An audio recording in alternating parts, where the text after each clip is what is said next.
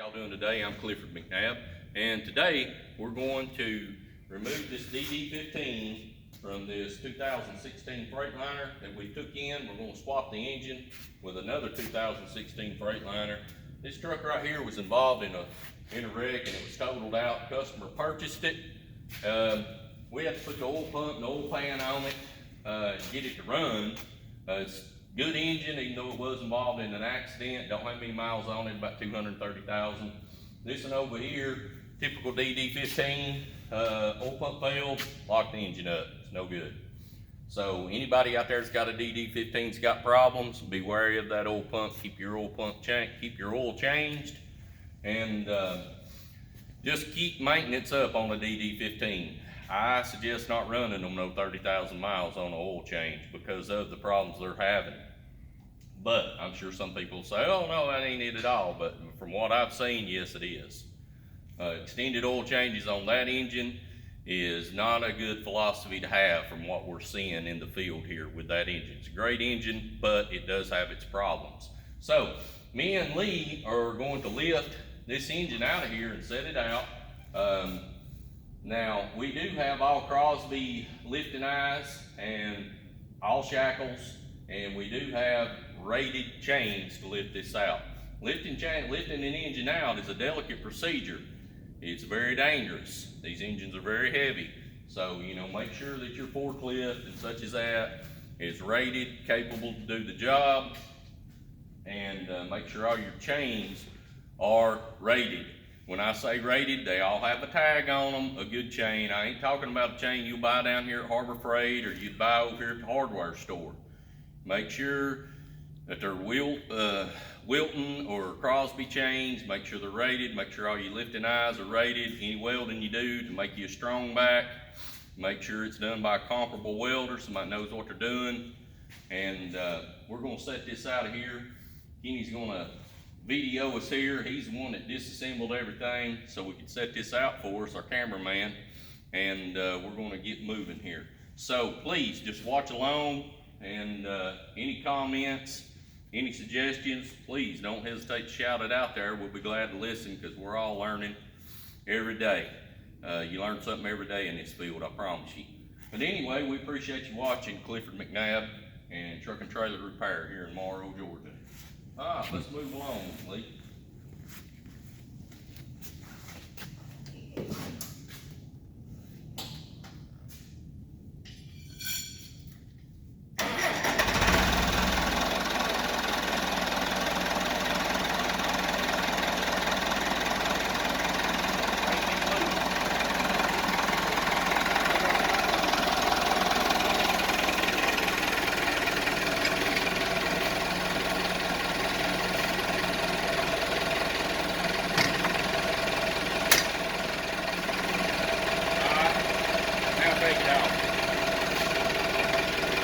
Very careful setting the engine out because the cam off the windshield dried out of one.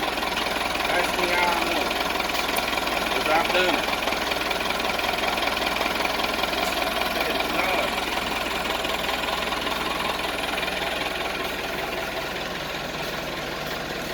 The guys working underneath an oak tree and things like that, it's very dangerous. So be very careful. All those chains are rated. At least 10,000.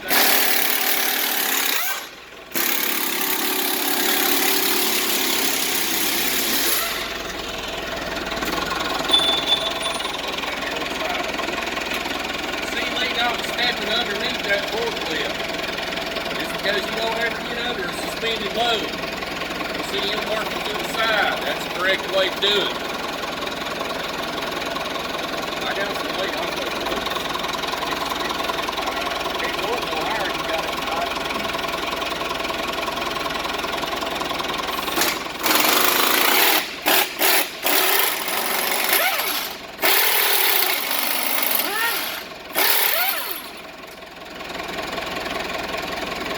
We ought to probably go ahead and take that little bracket off there. Take that little bracket off, it ain't no clear. Yeah.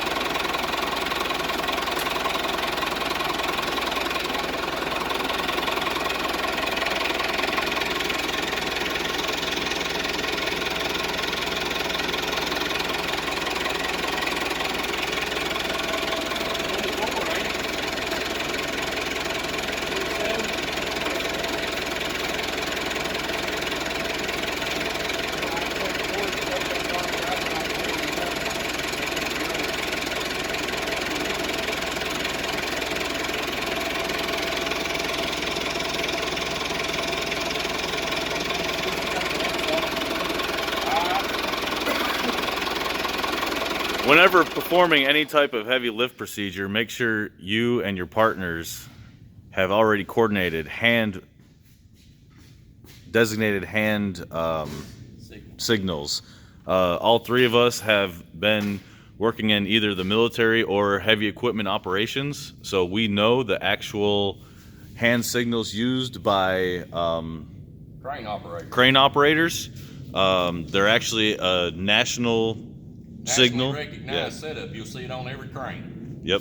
And that way you don't have to worry about communicating verbally to each other and have the fear of not hearing what the other person is trying to tell you to do. But the one that you must remember is all stop.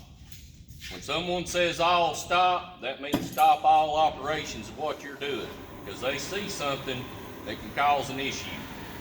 Now, with this truck here being wrecked in the front end, the bolts underneath, we could not remove them yesterday, and we couldn't get the tension off of it till we lifted it. So Lee's gonna have to cut these bolts off. Sometimes this is an operation that you gotta do. You gotta be careful, but you always keep your forklift man on the forklift.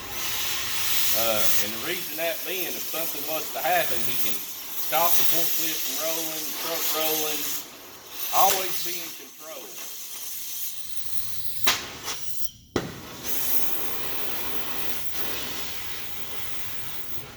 We're removing this lower bracket that's broke in about 1 million pieces.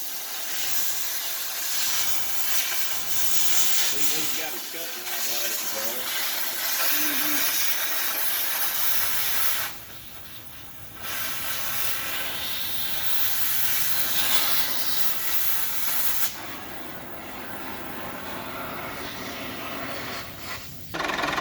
Hey, how y'all doing? I'm with you.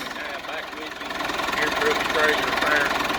Lee has removed that front bracket that was broke off. He washed the run off of the boards. Now we're going to try to move the board and set this engine out. When replacing an engine, you don't have to necessarily take every single piece off of it. You can leave the alternator, AC, compressor, and such as that on there, and you can leave the fan hub on it. But you do want to make sure everything's unhooked. And sometimes you won't find out everything's unhooked. You got the engine halfway set out. You know, you're looking like, well, what's holding this? And you're like, oh, we got to take this off too. So just always give yourself an independent verification that you got everything to move. Lee says it's good to go. Lee's instructing me to raise the engine down slowly. See his hand signals.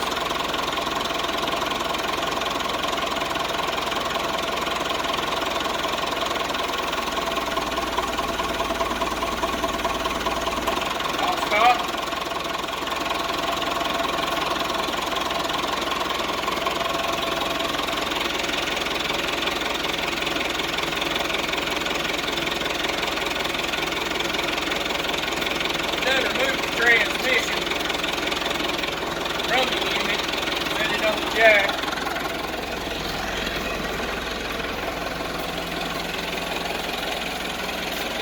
Then the brakes locked on the truck. That jack stands underneath the frame. Try to keep the truck stable.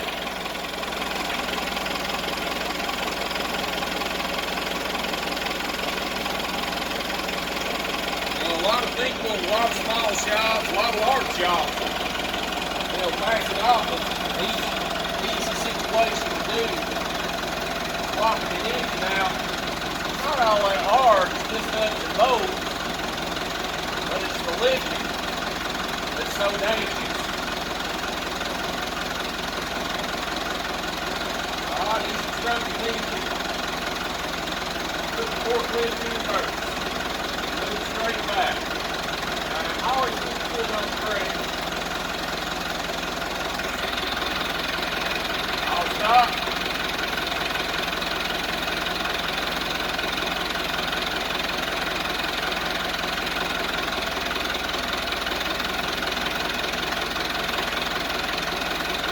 This is very critical, very dangerous. These accomplished technicians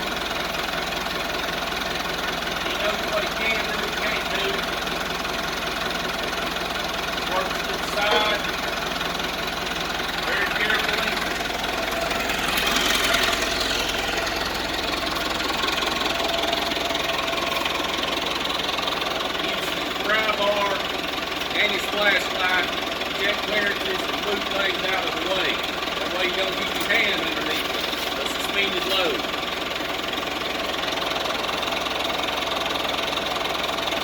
Now, I have lost eye contact with Lee. That's fine. I have a ground man, Kenny, our cameraman, who's watching Lee for any signals he gives, and he'll relay it to me. This is not a 5-minute operation.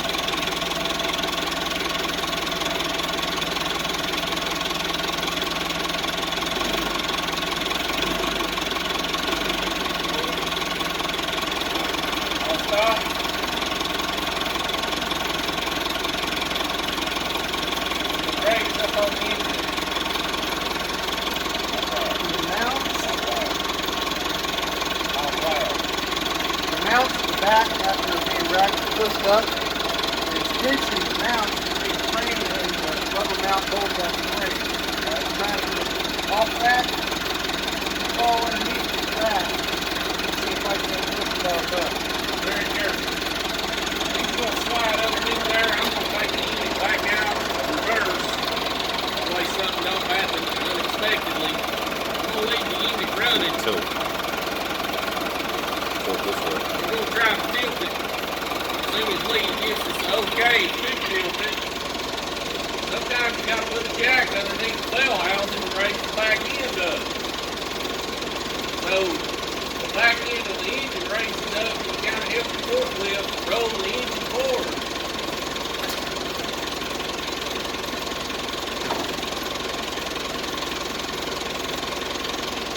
I want to check the lead, Kenny, and see if he needs a jack.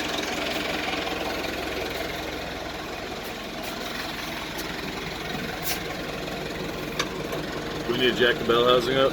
Yep, we're going to have to. I have to tilt it with the jack.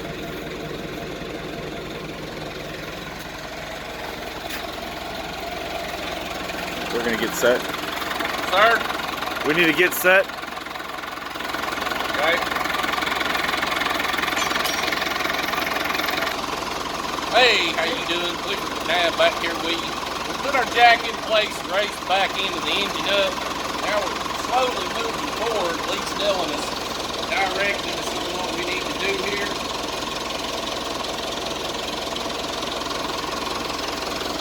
And we're going to set it out here in just a second. This particular unit is slowly.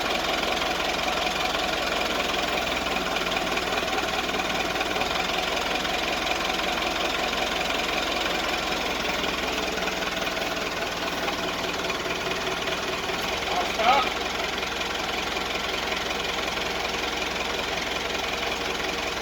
Let me reverse. Gotta go slow. Now watch that engine.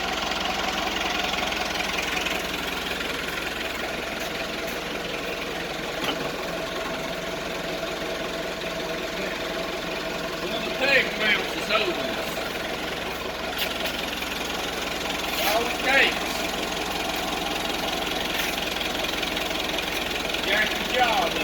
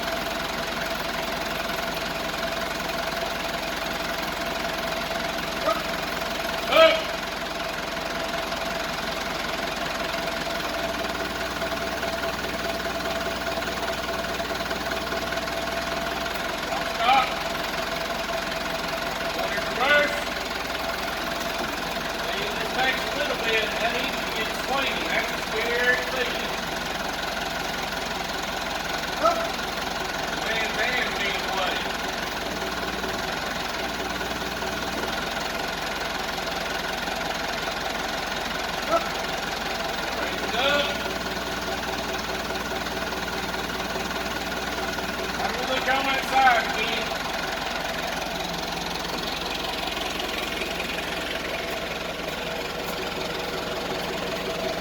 We're clear on this side. Grab it. You're not going backwards. Going in reverse.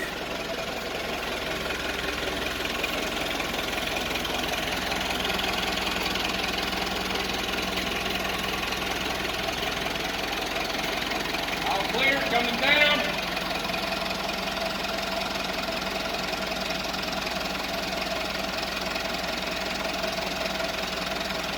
When moving with anything heavy, always make sure it's as low to the ground as possible in case something does happen, like the chain breaking or one of your hooks failing.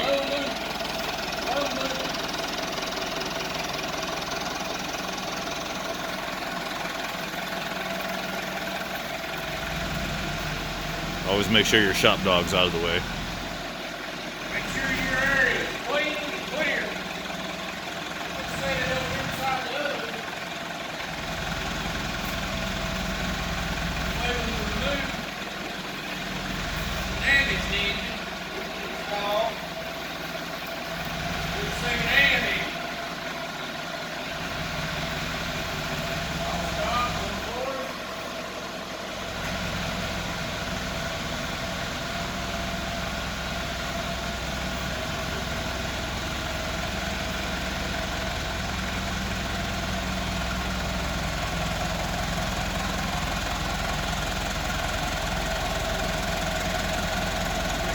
Lock. I'll stop.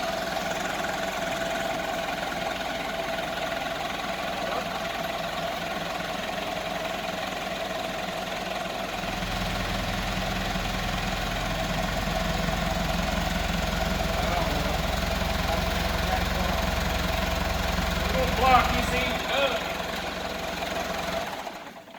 We're going to block it up and make a transfer of what parts we need to install it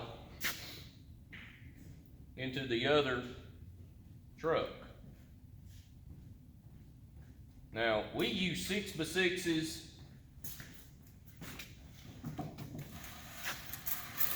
for any dunnage. Make sure your dunnage is always in pretty good shape. What type of wood should I be looking for if I need dunnage for my shop? Any type of wood? Not any type of wood. These here was donated to the shop. They're 6x6 pine green treated. Better to use oak 6x6. But these here are all in good shape, and we double up on everything. But they are not weight rated. This dunnage is not weight rated. There's a phone ringing right there. Hey, how you doing? Clifford McNabb here, back with you. All right, we've got our engine sitting on the ground here. We've got the dunnage in place. Now that we've set it on our dunnage, we doubled up on that. Lee has shook the engine several times, so he can make sure it's not going to accidentally fall over. You know, so you always want to make sure that your engine is secure if it's on the ground, because if it falls over on you, you're hurt. I've seen that happen. It causes damage, even if no one's hurt. Something's broke, because these engines are very heavy. And now, this particular engine we took out is a 427906, which is the better engine of the DD15s. And like I said, DD15 is a pretty good engine, but we're noticing over the years that the 427903 engine seems to be the problem child. So that's what we're replacing here, is a 427906. This particular engine that locked up had an oil pump failure. Don't know what the situation was, but from what I could see, they was trying to do 50,000 mile oil changes. And that's not a good program to get into, especially if you're buying a fleet truck where they are running 50,000 mile oil changes. Because the oil doesn't break down, it's the additives that break down. And the additives can only be replaced by changing the oil. So people need to make sure that they are using the correct oil for their engine, and they also need to make sure they're using the correct weight of the engine. Some of the new engines now come with 1030 oil, And we're all accustomed to using 1540. So you need to make sure what weight oil you put in your engine, make sure that it is factory recommended, and try to maintain a strong preventative maintenance program on any diesel engine. Now we're going to stop here and recharge our batteries. We thank you for watching.